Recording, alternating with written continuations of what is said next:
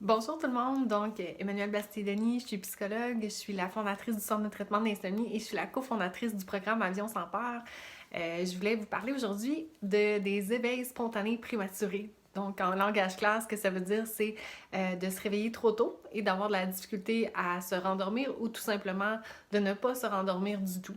Donc je voulais aborder ce sujet-là parce que évidemment, je me base toujours sur ce que j'entends dans ma pratique pour voir qu'est-ce qui a l'air de concerner les gens par les temps qui courent. Et aussi, ben, sur mon Facebook personnel, dans ma vie privée, ce que je remarque, c'est que les gens me rapportent beaucoup ça. J'ai eu des questions là, de mes amis à propos de ça, donc je me suis dit, je vais l'aborder. Donc aujourd'hui, moi, la capsule, comment je vais l'organiser, c'est qu'au début, je vais vous parler un petit peu de comment on peut s'expliquer ça, qu'on ait un éveil, admettons, vers 2-3 heures du matin, qu'on a de la misère à se rendormir et que ça arrive toujours au même moment aussi dans la nuit.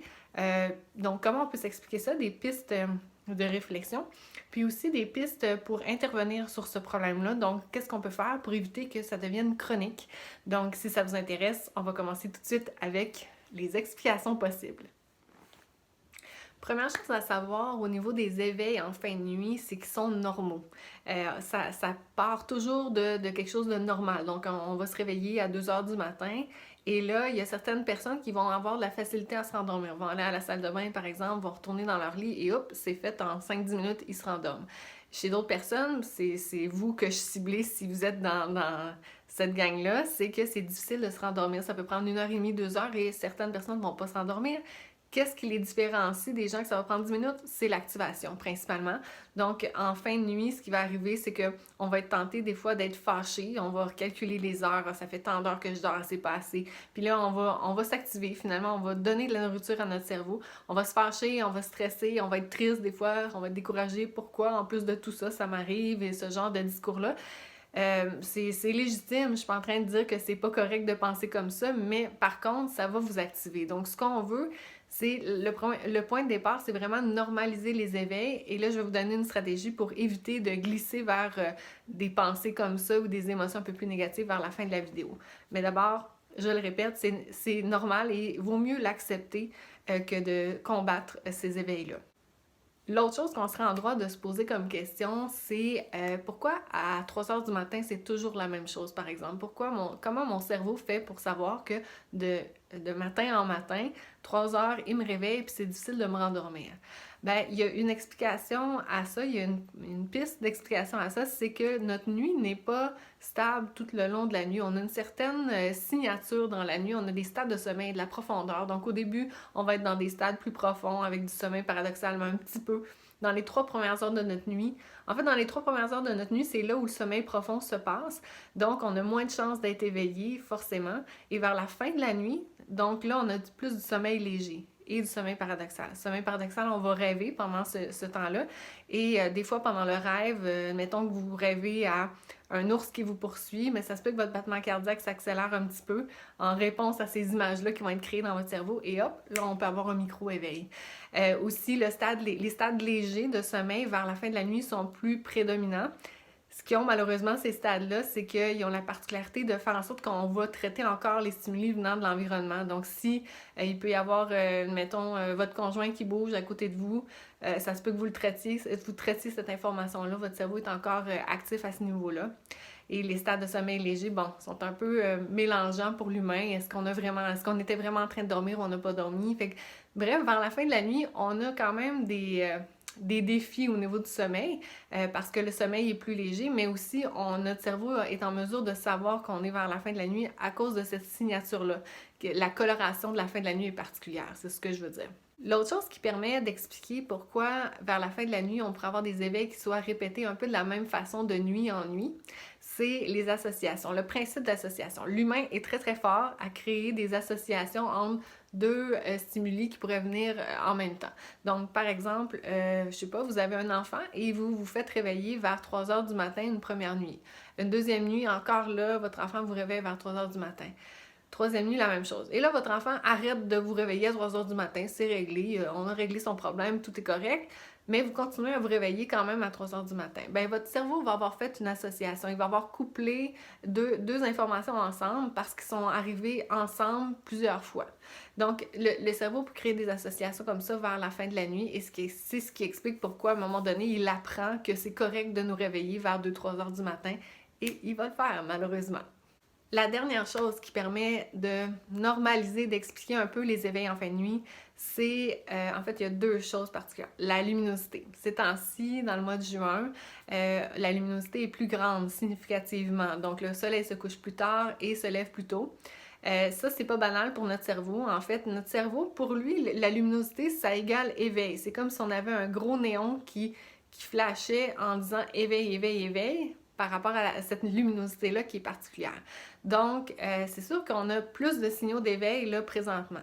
Ça pourrait faire en sorte que chez certaines personnes, la nuit soit un petit peu plus courte. C'est pas flagrant chez la majeure partie des gens, mais ça pourrait faire un impact. Ça pourrait avoir un impact. Donc, petit clin d'œil, si vous avez des rideaux pas opaques ou je sais pas, des fenêtres qui laissent passer beaucoup la lumière, même si c'est subtil, même s'il y en a un petit peu, ben ça pourrait être le temps d'investir dans une bonne toile. Ça pourrait faire une différence là, dans votre fin de nuit, finalement.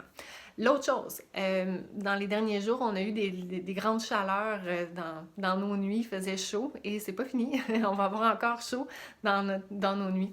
Il y a des études en psychologie du sommeil, en médecine du sommeil qui ont montré que la chaleur augmentait la possibilité d'avoir des éveils. Donc, parce qu'on va chercher à bouger, on va chercher à trouver une position pour que le corps se rafraîchisse, ça va créer des micro-éveils. Donc, encore là, vers la fin de la nuit, on pourra avoir une probabilité grandissante là, d'avoir des éveils en raison de ces deux facteurs-là.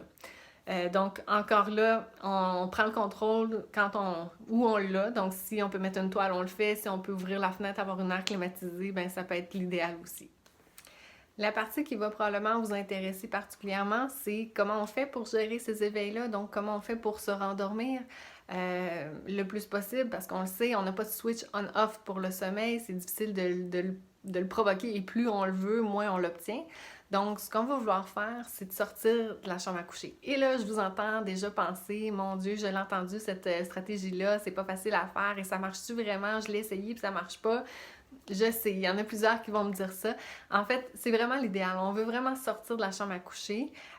Si vous voulez pas sortir de la chambre à coucher et ça embête pas la personne avec qui vous dormez, vous pourriez aussi vous asseoir, allumer une petite lumière. Ça pourrait être la possibilité que vous auriez, là, le compromis que vous pourriez faire, mais idéalement, vraiment, on sort de la chambre à coucher. On veut pas que le cerveau, j'ai dit tantôt qu'il crée facilement des associations, on veut pas que le cerveau associe le lit à de l'éveil. Donc, ce qu'on veut, c'est que si on est éveillé depuis un certain temps, on dit 20-30 minutes, on essaie de se relever. On va aller dans un endroit sombre de la maison. Donc, on se rappelle, vers la fin de la nuit, la luminosité commence à augmenter par le fait qu'on est au mois de juin. Donc, idéalement, on veut se trouver dans une partie de la maison où c'est quand même assez sombre. On peut baisser les toiles.